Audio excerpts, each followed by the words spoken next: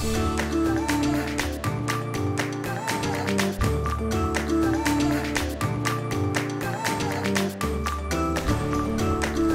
rain, rain, and more rain, and all for different reasons.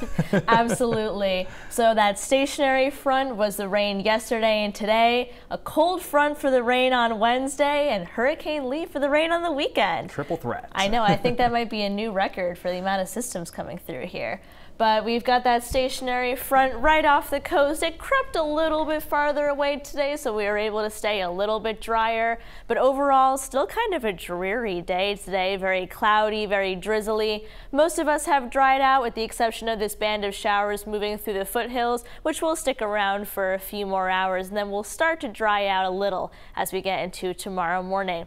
Now, last week we had that last taste of summer, but we've kind of come back to reality for this week. We had a couple of 70s today, 72 in Augusta and Wiscasset, but most of us were in the upper 60s, and we're going to stay a little bit below average as we go over the next couple of days. Low temperatures tonight, though, because it's so humid out, we're only going to get down into the lower 60s, which is about 10 degrees above average for this time of year, and it's going to kind of have that sticky feel over the next couple of days before that cold front comes through. So here's that cold front. It's going to bring us some rain for the afternoon on Wednesday and into early Thursday morning. It is going to drop our dew points a little bit, though, so it'll feel more comfortable as that next high pressure system begins to move in behind this system, and that's where we'll begin to see some relief from the rain.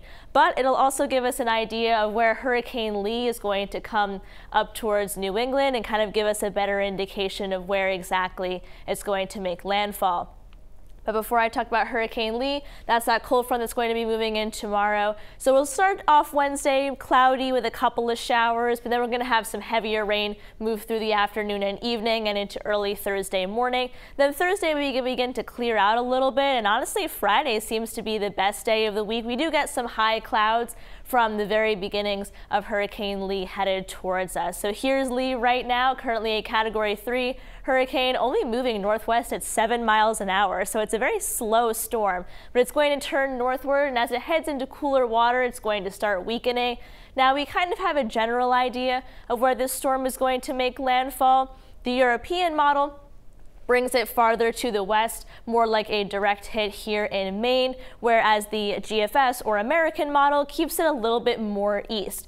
Now, it's always important to consider that even with the European model, the worst case scenario, the wind gusts we're looking at here are only in the 50s, which can cause tree limbs to fall down and power outages, but we're not talking about catastrophic impacts here.